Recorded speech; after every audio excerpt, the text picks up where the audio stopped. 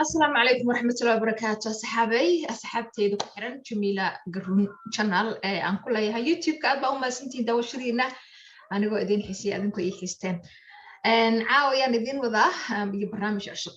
dee qofka u jeedaan maankooroon ayaa la yidhaha gabadhan waxay in badan la socotaa arrimahan aadka xasaasiga ah ee ka socda YouTube-ka TikTok-ga Instagram-ka iyo meel walba waa qof dhalinyara maasha Allah firfircoon waxay aad ugu dhun dalooshaa social media iyo arrimaha ka dhaca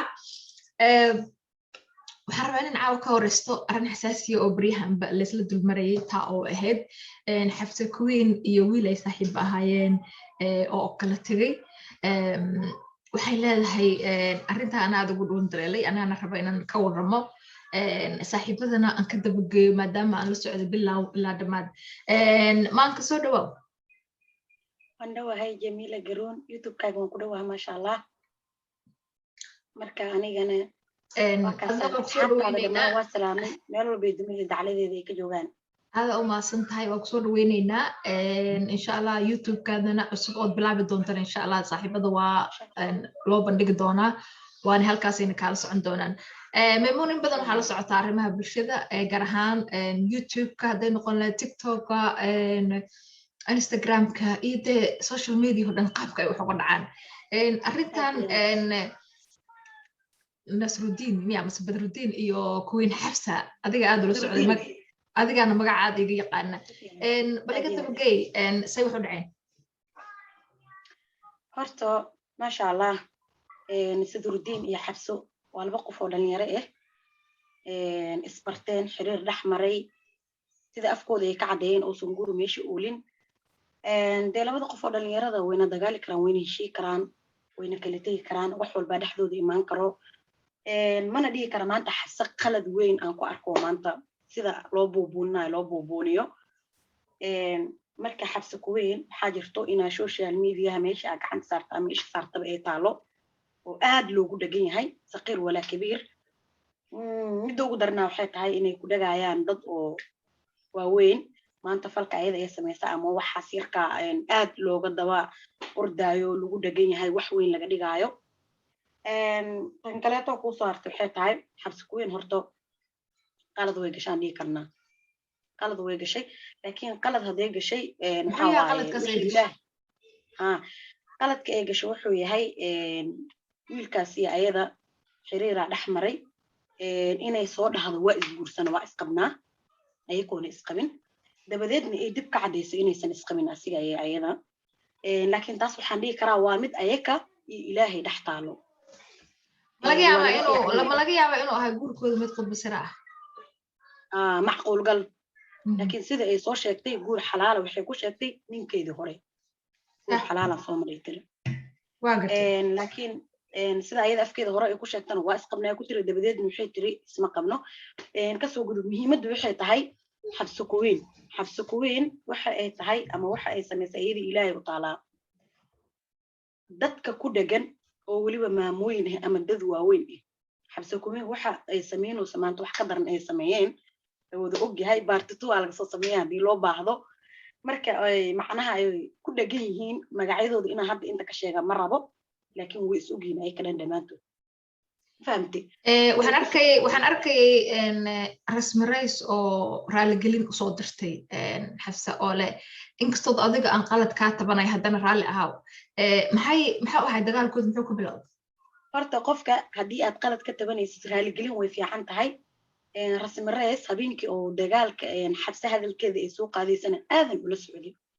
xabsaba inay kasoo hadashay ay bilowday ama videoga recording oo TikTok la wareejinayay rasmi rays xabse oo afkeeda gaar aadan ula socday goob joogana ka ahaayo leefa lagu jiray marka hadalka meesha lagu keenana rasmi rays xabso xoogaa way afgaartay hadal oo fiicneen ay dhahday iyadoona gooni u soo qaadan goonina aysan YouTube channelkeeda aysan ugu soo hadlin leefkaasaa lagu juqeeyay waxay ahaataba inaa lagu diro ma fiicno adigoona qofka bareer aadan u bareerin marka insha Allah inaan kusii dheeraana ma rabno waxaa kaloo ku soo haray dee way is ogyihiin gabdhaha kaleeto kusoo dhagaya gabadhaas masaakiinta waxaa waayana qofkan markii ay wax samayso ama ay qalad gasho ayada ilaahigaas kula xisaabtamaya maahan inaad marka adiga mis leedahay ku dheganaanshahana maaha mid dabiiciya waa mid dadku ay rabaan inay ku helaan views yani daawadayaal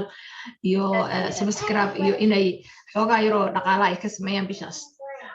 aad iyo aad qofka markii lagu soo dhigaba qof walba waxaa waaye qofka markii kusoo dhigay views ay raadinaya laakiin views raadis ma ihiyay dhaheen qofka markuu qofku kusoo dhigaa mar walba views uu raadinaa dadkan xabsi kuweyn ku dhagan ama dadka social media dhana wuxuu noqday dagaal marka dagaalkaas muxuu salka ku hayaa adiga badanaa la socda arrimahan anigu maadaama hooyo mashquulaan ahay dagaalkaas muxuu salka ku hayaa maxayse ku raadinayaan si adiga aragtidaadu tahay aad iyo aad aniga sida aan arkaayo ama dadka dhan oo waxgaradka ama social media isticmaalo ay ogyihiin dagaalkaas waxaa waaye wasalkiisa ama xididadiisa waa views raadis qof iskaaga soo dhagaayo qof aadan aqoonno waxaa arkay kugu soo dhagaayo marka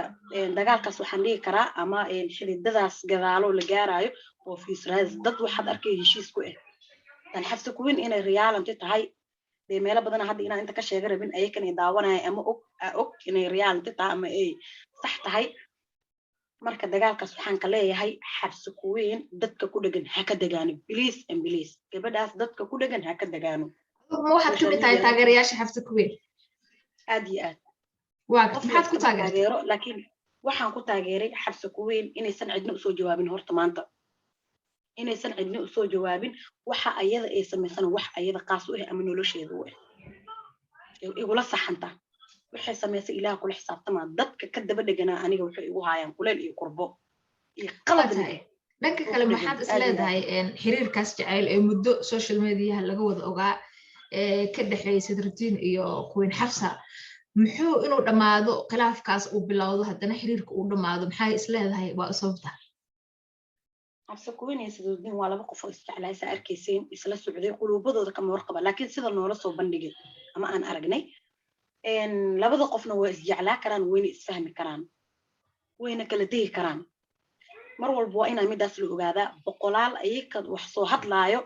naaga waxaa jireen dee inaan wallahi kusii dheeraada ma rabin laakiin haddana damiirkaa ku dhahaayo oo waxyaabaan ka qaldan la sameynaayo marka xiriirkaas xabso wayna kala tegi karaan nin iyo naag isqabo heshiis maan dagaalna maahan marka misleedahay arrimo qarsooday oo saaxiibadeedas ku xeeran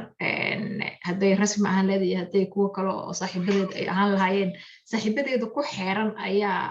u sababa inuu burbur dhaco mase waxaad isleedahay meelo kale uu faragelinayaa mase waxaad aaminsan tahay dhanka kale ninkaa laga yaaba inay iyadu aad u jecloodo isugu jeclayn oo laga yaabo inuu qof kale hor u halay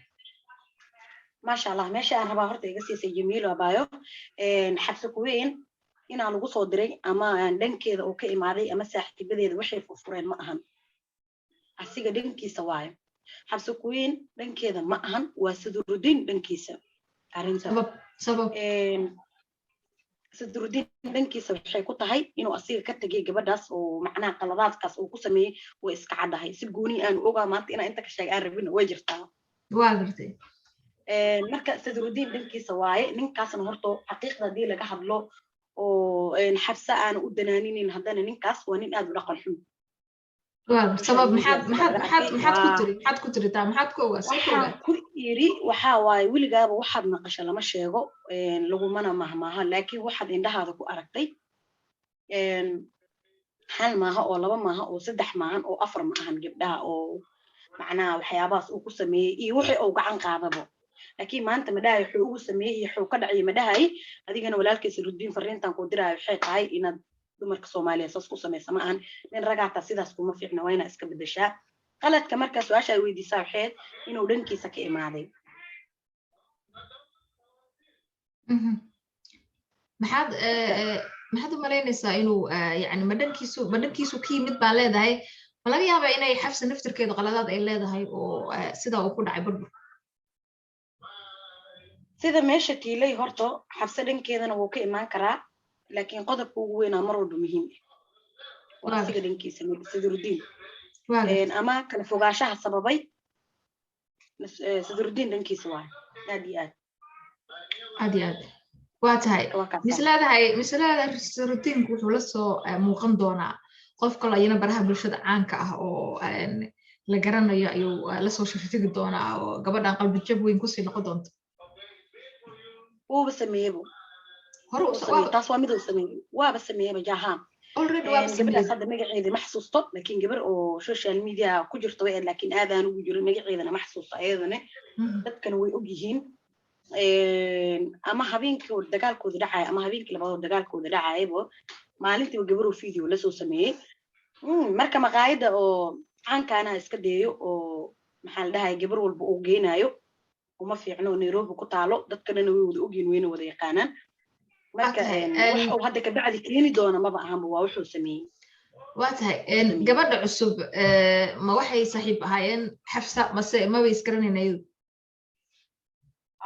maya Xafsa saaxiib meen man isgaranayn gabadha cusub oo waxa la soo sameeyay inay kor iska garaayaan macquul laakiin Xafso sida aniga anigu gabadhaas gabar isdhax galeen ma ahan waa tahay Xafsa iyadu saaxiib cusub iyo waxay soo bandhigtay ma jiraan intii oo markaas ka bacdi waa arkay wallahi inuu saaxiib yahay in kale ta mishey kari laakiin wax saaxiib lagu tilmaami karo waa ku arkay sadurkiin kadib waa tahay marka gabdhaha la mid ah sidoo kale qalbada ka jabay maxaad kula talinaysaa yaa iyadaba wallahi waxaan kula haddana Xafsa waxaan rajeenaa insha Allah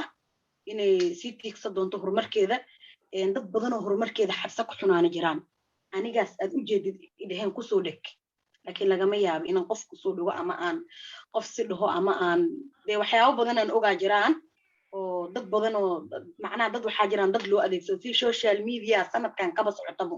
ama waqtiyada lagu tahay sidan ana fiidiyoyo ka aragna waxaa jira dad badan oo codad sirrida ama ay ku wada sheekaysan jireen oo qarsoodi hayay intana markii dagaalku u dhacay soo bandhigay mislaada dadku qofkaad wax u dartaaba uu keedinayo maalin buu la sugay maalin buu banaanka keenayaa si fiican way jirtaa waxaas